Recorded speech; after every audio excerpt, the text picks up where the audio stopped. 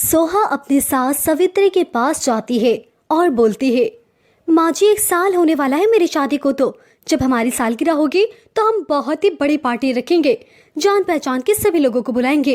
मुझे तो पता ही नहीं चला कि कैसे इतना समय बीत गया। बहू, ऐसा ही होता है, शादी हो जाती है एक बार, फिर तो इसके बाद घर गृहस्थी में ही रम जाते हैं पूरी तरह से।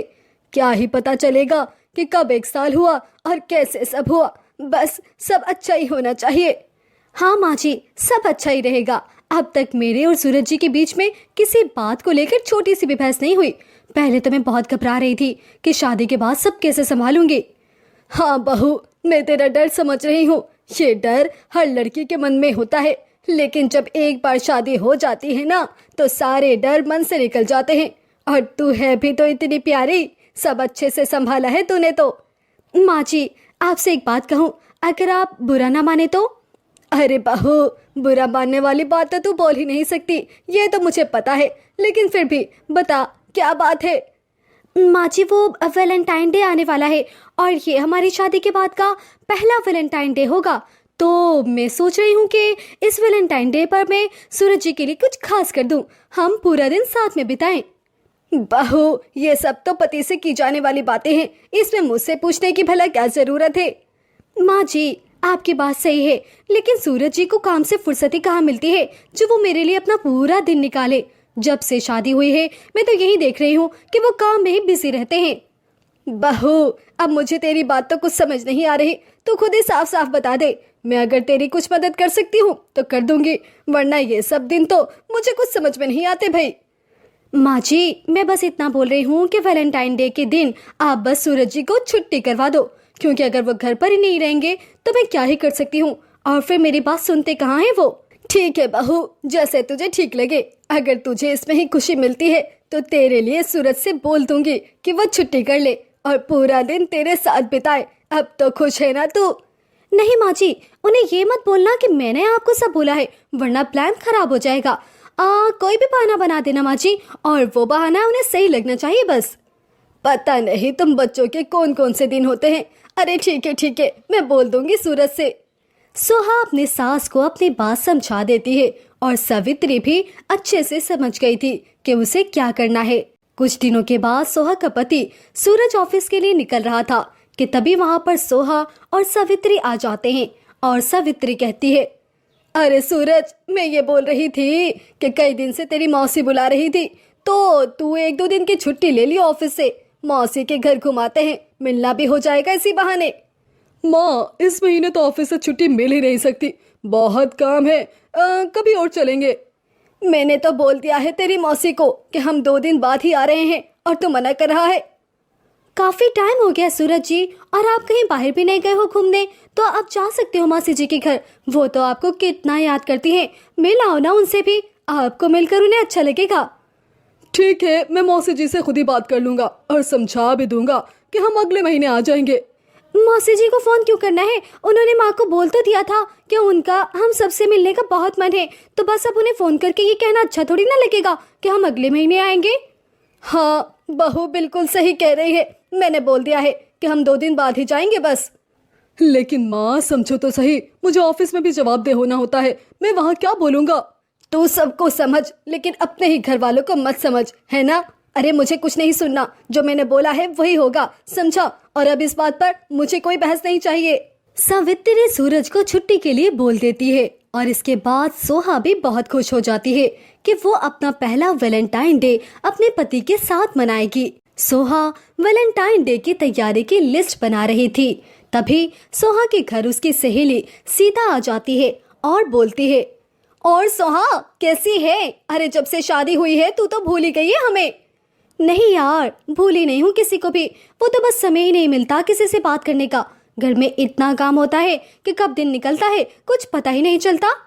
हाँ, ये तो सच ही है, शादी के बाद कुछ पता नहीं चलता, घर और परिवार को ही संभालते रहो बस, और दिन रात का कोई होश ही नहीं रहता।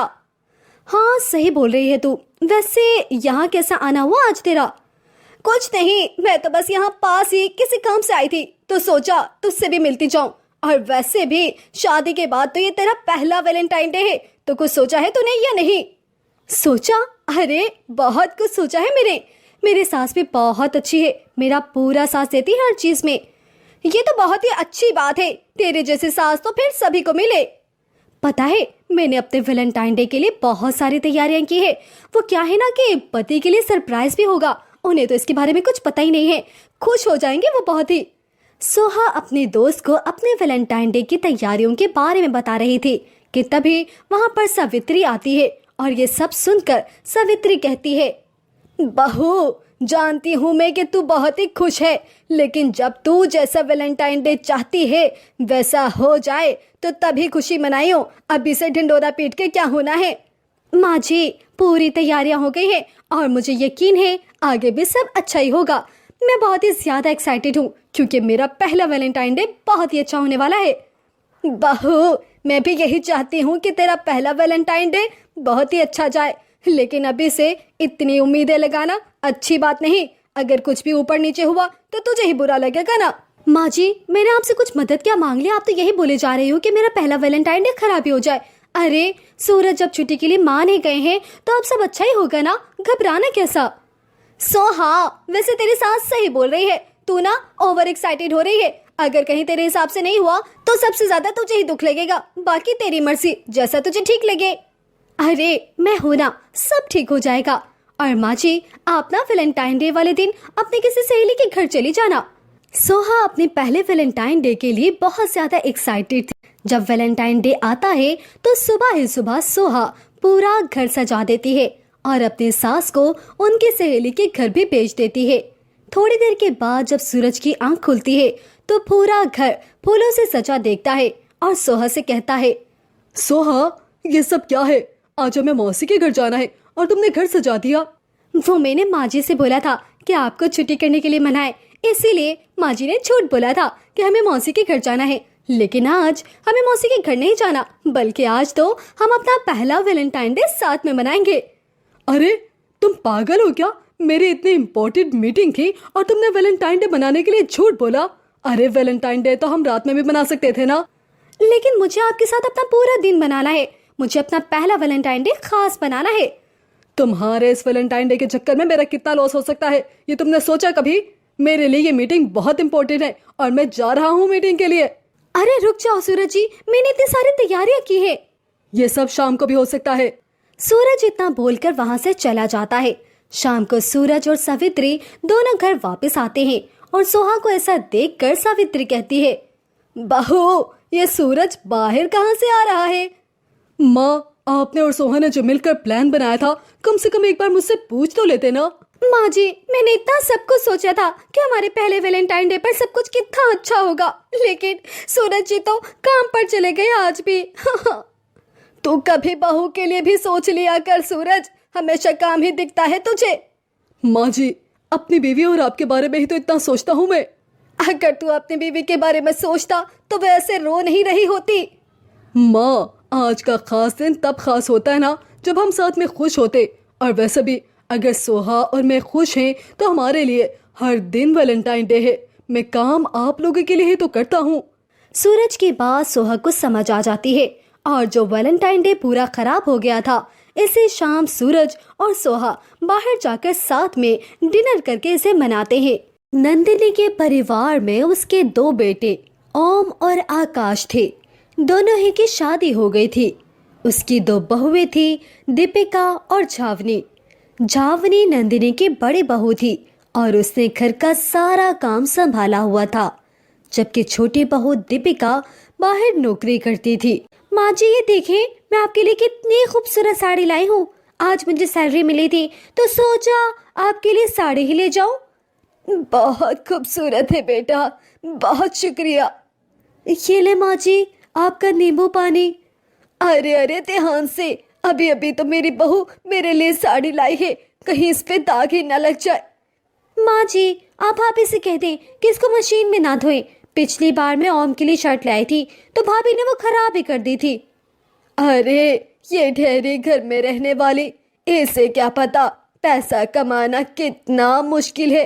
इसका क्या है, ये तो बस घर में जरा सी सब्जी बना, जरा सा झाड़ू पोछा किया और बस। असल मेहनत तो तू करती है, सारा दिन बाहर जाती है, ऑफिस में काम करती है, ये तो बस घर में आराम करती रहती है। अच्छा माँ जी, मैं जरा फ्रेश हो जाती हूँ, आज ऑफिस में बहुत काम था, थक गई हूँ मैं। हाँ हाँ बहू, तुम आराम करो और रात में हल्दी वाला दूध पी लेना, सारी थकन दूर हो जाएगी। बल्कि मैं खुद अपने हाथों से बना कर दूंगी तुझे। ठीक है माँ जी।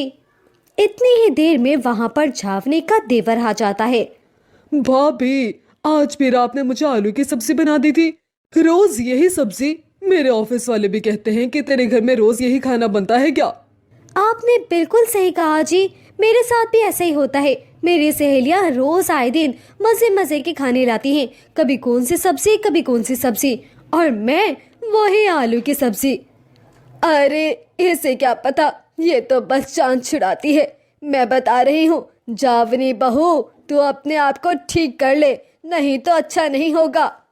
इस समय झावनी कुछ नहीं बोलती, लेकिन उसकी सास अक्सर इसी तरह दोनों बहुओं में फर्क करती थी। वो कमरे में जाकर एक किताब में एक कहानी पढ़ने लगती है और अपने साथ ही बोलती है, ठीक है, अब से मैं भी यही करूंगी। जहाँ रोज झावनी सुबह उठकर सबसे पहले अपने शौहर का, अपने देवर का और अपनी देवरानी का टिफिन तैयार करती और फिर अपनी सास को नाश्ता देती और फिर अपने बच्चों को स्कूल बस तक छोड़कर आती, तो आज ऐसा नहीं हुआ। अरे ये क्या, रसोई का दरवाजा तो अभी तक बंद है। क्या हुआ दीपिका बहू? माँ जी, ये देखिए ना, आज रसोई में अभी तक भाभी नहीं आई। हाँ माँ, वो जावनी के पूरे शरीर में बहुत दर्द है। आज देखता हूँ दिन में डॉक्टर को लेकर आता हूँ, चेक करवाता हूँ उसे। ओहो, लेकिन आज तो मुझे जल्दी ऑफिस जाना था।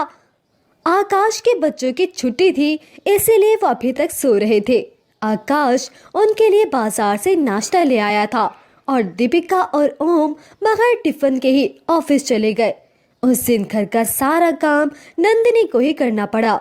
घर की साफ सफाई करने के बाद उसकी कमर में बहुत दर्द हो गया था। हाय, मेरी कमर, ये तो बहुत थकन से चूर हो गई है।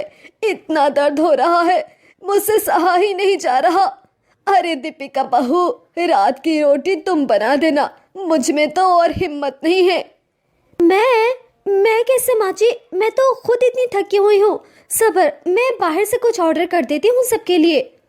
नहीं भाई, सुबह भी बाहर का खाना खाया था और दोपहर में भी मैंने बच्चों को ब्रेड पर जैम लगा कर दी थी। अब घर में ही खाना बना दे। और हाँ सुने, जावनी बीमार है तो उसको डॉक्टर ने परहेजी खाना खाने को बोला है, तो उसके लिए खिचड़ी भी बना देना। माँ जी, आप आए ना साथ में, मैं अकेले तो ये सब कुछ नहीं कर सकती। हाँ हाँ बहू, मैं कोशिश करती हूँ। इधर जावनी बीमारी का नाटक करके आराम कर रही थी। अब कैसी तबीयत है तुम्हारी? डॉक्टर ने बोला है बुखार तो नहीं है, शायद कमजोरी हो गई है। हाँ, वरना आप तो जानते हैं मुझे आराम करना भला कहाँ पसंद है। अब देखे ना, रसोई में सही से खाना भी नहीं बन पा रहा। अरे तुम छोड़ो ना ये सब बातें और आराम करो। इतना काम कर करके तो तुम बीमार पड़ गई हो और अब बीमारी में भी यही सोचे जा रही हो। 3 दिन काम करके नंदिनी और दीपिका को उनकी नानी याद आ गई। ओए माँ रे, मैं तो थक गई। वाकई भाभी ने अकेले ही सारे घर को संभाल रखा है, हम तो मिलकर भी नहीं कर सक रहे। भाभी के होते हुए हमें कभी खाने की टेंशन नहीं होती थी। सही कहा छोटी बहू तुमने। माँ जी, ये भाभी घर का सारे काम अकेले करती है ना, इसीलिए बीमार हो गई है। हमें चाहिए कि हम एक काम वाली रख लें, इससे भाभी को भी थोड़ा आराम मिलेगा। हाँ बहू, तुमने बिल्कुल ठीक कहा। हम तो अपनी बड़ी बहू की कदर ही नहीं करते। उसने तो सारा घर संभाल रखा है और हम सारे मिलकर भी इस घर को संभाल नहीं पा रहे। वाकई बड़ी बहू तो बहुत काम करती है, उसी के दम से तो ये घर चल रहा है। फिर इन सबको झावनी की कदर हो गई और जब झावनी ने ये देखा कि उसके सास और देवरानी को उसके कामों का एहसास हो गया है, तो उसने अपनी बीमारी का नाटक खत्म किया।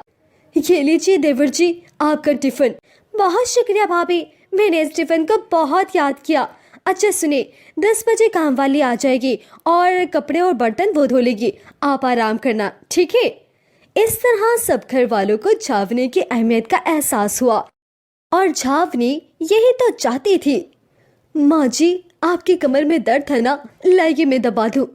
हाँ बहू, मेरी प्यारी और अच्छी बहू, जीती रहो, जुग जुग जियो। और इस तरह इस दिन के बाद से झावनी को किसी ने कुछ बुरा नहीं